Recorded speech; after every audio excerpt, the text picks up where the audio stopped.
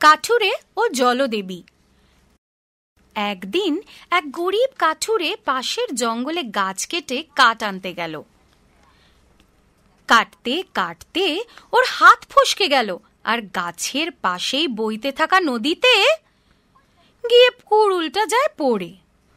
পরিশ্রান্ত কাঠুরে অনেকক্ষণ নিজের কুড়ুলটা খোঁজার চেষ্টা করলো, কিন্তু পেল না। কুড়ুলটা গভীর জলে হারিয়ে গেছিল। গরিব কাঠুরের একমাত্র ভরসা ছিল এই কুড়ুলটা, আর ওটাই হারিয়ে গেল। কাঠুরে নদীর ধারে বসে পড়ে কাঁদতে লাগলো। ওর কান্না শুনে জলদেবীর ওর ওপর খুব দয়া হলো। দেবী ওর সামনে প্রকট হলেন আর ওর কুড়ুল এনে দেওয়ার কথা দিলেন। দেবী এরপর জলে ঝাঁপ দিলেন। কিছুক্ষণ পর যখন দেবী আবার প্রকট হলেন, ওনার হাতে ছিল একটি সোনার কুঠার। উনি এসে জিজ্ঞেস করলেন, এটা তোমার কুঠার? না, এটা আমার না।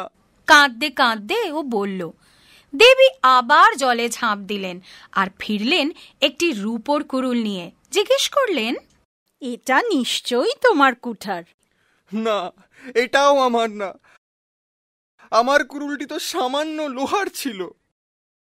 কাঠুরে দৃঢ়ভাবে বলল। দেবী আবার জলে ঝাঁপ দিলেন আর পর মুহূর্তেই ফিরলেন একটি লোহার কুড়ুল নিয়ে। তাহলে এটাই কি তোমার কুঠার? হ্যাঁ, এটাই তো আমার কুড়ুল। কাঠুরে আনন্দে চেঁচিয়ে উঠল। কাঠুরের সততায় খুশি হয়ে দেবী ওকে সোনা আর রূপার কুঠার দুটিও উপহার দিয়ে দিলেন। কাঠুরেও খুব আনন্দের সঙ্গে নিজের বাড়ি ফিরে গেল।